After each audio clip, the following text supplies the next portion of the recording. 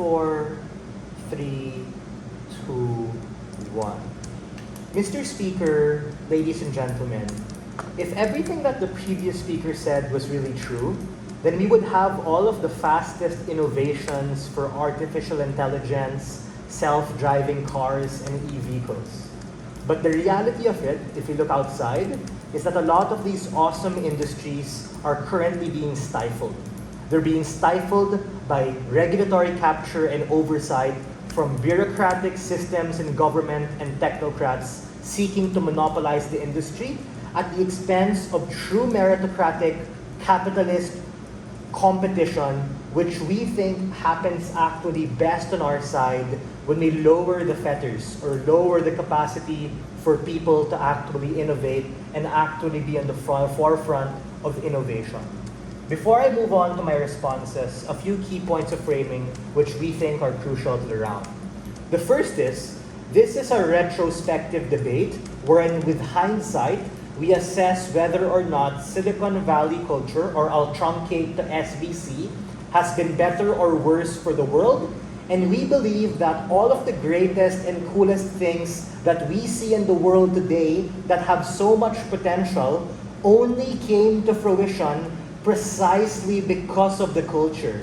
This looks like, but is not limited to, the accessibility to new technology like smartphones.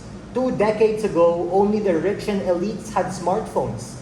But the fact that we hustled and grinded from startups to large corporations, these things became cheaper and better for the world. This also looks like the recent proliferation of AI and large language models, which we think could have actually been faster, right?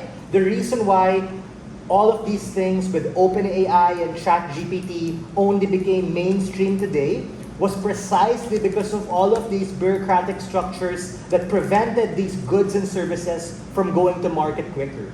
We tell you that regardless if you're a bootstrapped startup or you're a medium to large-sized multinational corporation like Samsung, Google, Huawei, or Nestle, we tell you the rise of Silicon Valley culture has been better, which is why we shouldn't regret it. Secondly, Silicon Valley culture uniquely focuses on output and productivity over bureaucratic rules and rigid structures.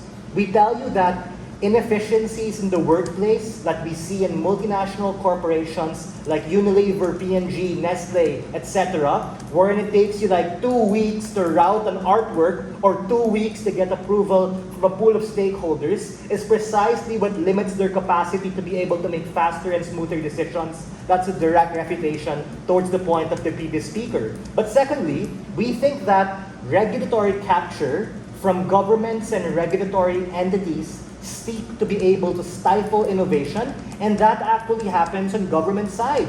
We see that with e-vehicles and self-driving cars, which have been around the past decade, but aren't as accessible and prevalent in the market yet today, because whether you're a startup or a big company, there are so many shitty bureaucratic structures that prevent you from being able to open a new market, just like what Tata Motors is unable to do in Asia or what Tesla is unable to do in the developed world. We think that this also looks like shitting on technocrats and visionaries like Elon Musk with Starlink. He had so many ideas. Starlink is the best actually in the market, but they're getting so much flack from regulators because these regulators genuflect to maybe certain politicians or certain people who have corporate interest. And we think that the rise of Silicon Valley culture is actually directly able to challenge and stop these particular things. Now, a few responses before I move on to my extension, as I've already been arguing in my pre-oration. The first is, the previous speaker talks about how, there's no ethical standards that leads to more exploitation. We tell you that that's an assumption at best, because on our side of the house, in fact on both sides, we're still going to have labor laws and regulatory standards that prevent you from breaking the law. Meaning it isn't our burden to defend working people to the bone in shitty and unsafe working conditions. We think both sides don't like that. But I do recognize it's difficult to work in a startup. You have to toil blood, sweat, and tears in so many hours. But we think that the rise of these things actually make it better. You now have a check and balance system to be able to report crappy startups who are not following the law, like what we see in China, for instance, in their sweatshops, and also ultimately be able to tell regulators and tell them that, oh, we need to be able to use these laws to be able to access it. The second is they talked about how these are incentives for innovation because these structures create consistency for good products. We tell you, yes, that's true, but that's only true insofar as large multinational corporations who already have the funding and access for all those cool things. We think that a lot of times, smaller companies or people really trying to innovate or change the game are unable to do that because of this slew of these different bureaucratic structures and corporate things that they have to get in bed with before they're able to launch a product. That leads to a lot of startups who do have potential not being able to go to market or going bankrupt to pay all of these fees before they're able to get the innovation they want. Lastly, they talked about how, oh, we want what's best for consumers.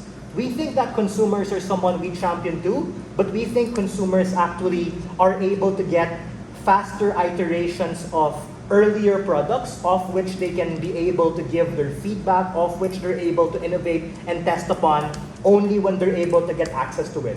On their side, you have this mindset that this has to be perfect and all good before it goes to market. That harms innovation. What are the two things we actually stand for on our side that I argued to you in my construction and my rebuttal? The first is that Silicon Valley culture maximizes productivity and leads to overall longevity of the business when we actually transition out of this promise of growth and actually gravitate towards profitability. That actually happens when you empower individuals and people to make these decisions. And the second is the harms of corporate regulatory structures that I talked about in my speech, that ultimately, if you remove these fetters, lead to better innovation and less regulatory oversight at the expense of being able to make quicker and faster decisions. The nature, ladies and gentlemen, of startups and businesses is that you have to make quick decisions and you need immediate feedback if you want to improve those particular things. That is as opposed to all of the structures that they mentioned that get in their own way, that actually limit your capacity to truly innovate, go to market, and get better feedback for these particular things. For all of these reasons, opposition.